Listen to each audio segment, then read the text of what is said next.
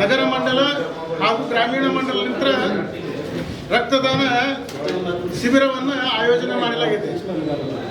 ಈ ಕಾರ್ಯಕ್ರಮವನ್ನು ಇಡೀ ದೇಶಾದ್ಯಂತ ಸಹ ಮಾಡಕತ್ತಿದೆ.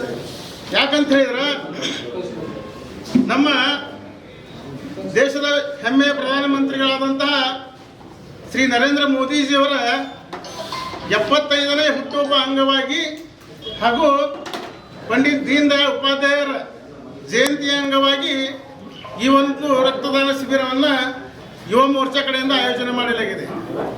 ಇದರ ಉದ್ದೇಶ ಏನಂತ ಹೇಳಿದ್ರೆ ಪಂಡಿತ್ ದೀನ್ ದಯಾಳ್ ಉಪಾಧ್ಯಾಯರಾಗಿರ್ಬೋದು, ನರೇಂದ್ರ ಮೋದಿಯವರಾಗಿರ್ಬೋದು, ಇವರೆಲ್ಲರೂ ಸಹ ಇಡೀ ನಮ್ಮ ದೇಶಕ್ಕೆ ಪ್ರೇರಣೆಯಾಗಿ ಕೆಲಸ ಮಾಡಿದ್ದಾರೆ.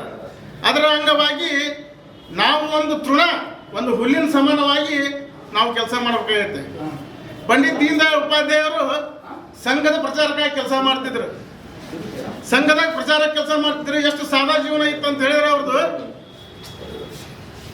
ಮೊಘಲ್ ಸರಾಯಿ ರೈಲ್ವೆ ಸ್ಟೇಷನ್ದಾಗ ಅವ್ರದ್ದು ಹತ್ಯೆ ಆಗುತ್ತೆ. ಅದು ಗೊತ್ತಿಸೋದಾಗ ಆಗೋದಿಲ್ಲ 1968ರಲ್ಲಿ.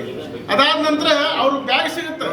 ಆ ಬ್ಯಾಗ್ನಾಗ ಏನಿರ್ತಪ್ಪ ಅಂತ ಹೇಳಿದ್ರೆ 2 ಧೋತಿ, 2 ಜುಬ್ಬ, ಒಂದು ಸಂಘದ ನಿಕ್ಕರಿತ್ತು.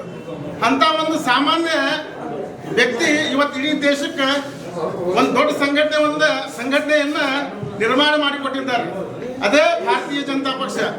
ಅದರ ಸಲುವಾಗಿನ ಅಂತ ಮಹಾನ್ ವ್ಯಕ್ತಿಗಳ ಸಾಧನೆ ಬಗ್ಗೆ, ಆ ಮಹಾನ್ ವ್ಯಕ್ತಿಗಳ ನೆನಪಿಗೋಸ್ಕರ ಈ ಒಂದು ಒಳ್ಳೆಯ ಕಾರ್ಯಗಳನ್ನು ಇಡೀ ದೇಶಾದ್ಯಂತ ಭಾರತೀಯ ಜನತಾ ಪಕ್ಷ ಕಡೆಯಿಂದ ಆಗಾಕತ್ತೈತಿ. ಅದ್ರ ಸಲುವಾಗಿ ನಮ್ಮ ಹುಣಗುಂದ ತಾಲೂಕಿನಲ್ಲೂ ಸಹ ನಮ್ಮ ಗ್ರಾಮೀಣ ಮತ್ತು ನಗರ ಮಂಡಲ ಇದರ ಅಡಿಯಲ್ಲೇನ ಯುವ ಮೋರ್ಚಾ ಅಡಿಯಲ್ಲೇನ ನಮ್ಮ ಮಧ್ಯದಲ್ಲೇ ನಾವು ಇದೊಂದು ಕಾರ್ಯಕ್ರಮ ಆಯೋಜನೆ ಮಾಡಲಾಗಿದೆ. ಅದೇ ರೀತಿಯಾಗಿ ನಮ್ಮ ಕೊಂಗಡಶೆಟ್ಟಿ ಡಾಕ್ಟರ್ ಅವರ ಹಾಸ್ಪಿಟಲ್ನಲ್ಲಿ ಅವರ ಒಂದು ಮಹಾಂತೇಶ್ ಬ್ಲಡ್ ಕ್ಯಾಂಪ್ನಲ್ಲಿ ನಾವು ಒಂದು ಆಯೋಜನೆ ಮಾಡಿದ್ದೇವೆ. ಅವ್ರಿಗೂ ಸಹ ನಾವು ಅನಂತ ಧನ್ಯವಾದಗಳನ್ನ ಹೇಳ್ತೇವೆ. ಕೊಂಗಡಶೆಟ್ಟಿ ಡಾಕ್ಟರ್ ಸಹ ಅನಂತವಾದ ಧನ್ಯವಾದಗಳನ್ನ ಹೇಳ್ತೀವಿ.